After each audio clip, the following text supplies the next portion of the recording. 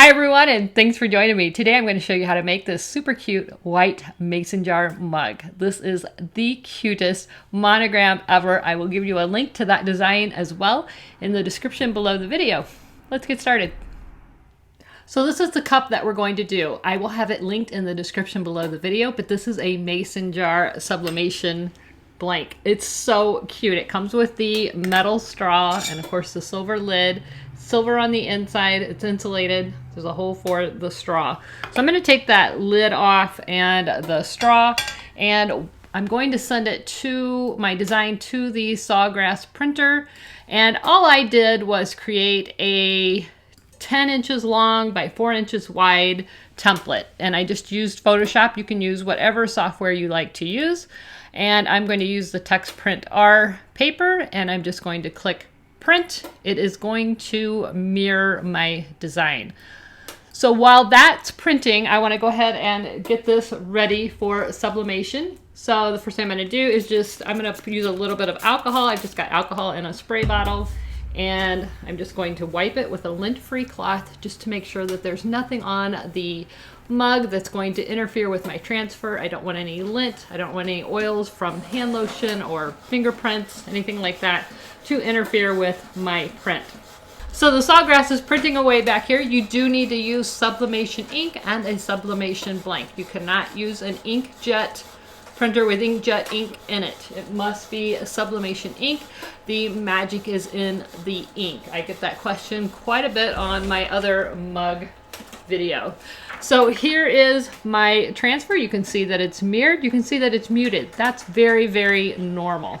So the first thing I'm going to do is just cut this down to size, just to make it a little more manageable,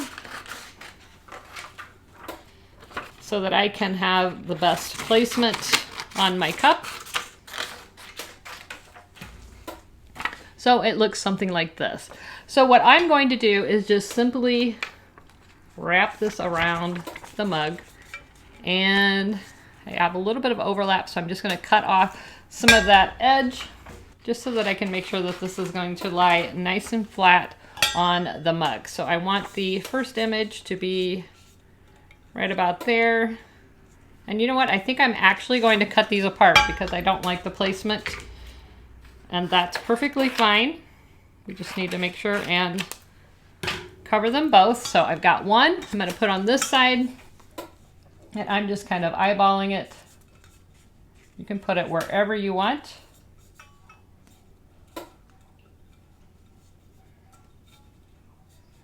And I'm going to tape that into place using some heat transfer tape. You cannot use regular tape on this. You want to make sure that it is a heat transfer tape so that it doesn't leave any marks on your mug.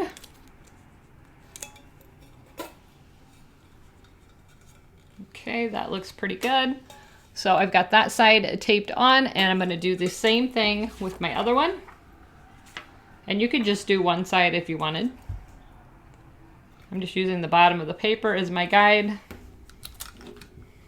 You just want to make sure that the image isn't going to move once you get it in the mug press.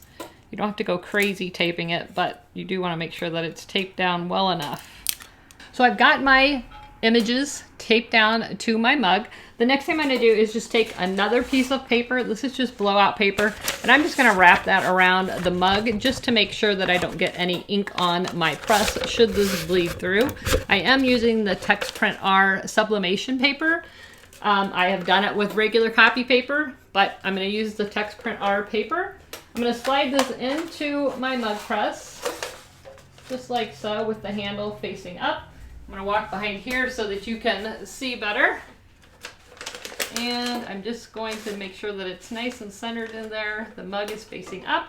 This is an 11-ounce mug press. If I pulled it out as loose as I could, that I can actually press this mug, even though it's a little bit bigger than that. So I'm going to go ahead and close it up. We are at 400 degrees for 210 seconds.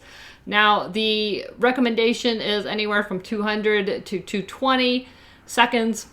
I've even seen up to 250. So really you just have to kind of experiment. I found anywhere between About 200 is fine. I just bumped it up a little bit, figured that wasn't going to hurt anything.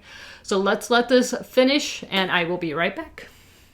Okay, so we've got about 20 seconds left. I just wanted to let you know that I do have everything linked in the description below. I do have a new mug press coming, and it will be capable to do other sizes than the 11 ounce, and I think that would work a little bit better, but I will have this one linked in the description below the video, as well as my printer. I highly recommend the Sawgrass printer. It is made for sublimation, and you will have way less problems with it.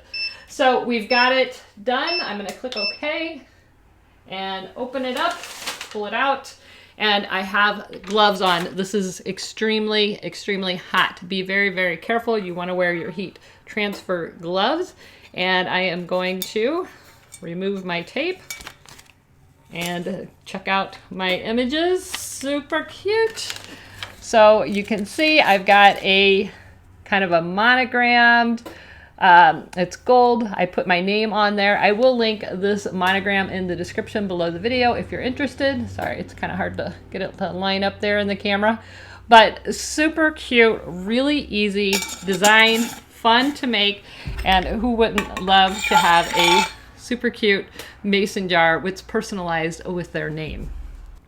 I love this design and I love this style of a mason jar mug. How fun are these? You can find everything linked in the description below. If you enjoyed this video, please like, subscribe, and share. Don't forget to click that bell so that you're notified every time there is a new video. See ya. Bye-bye.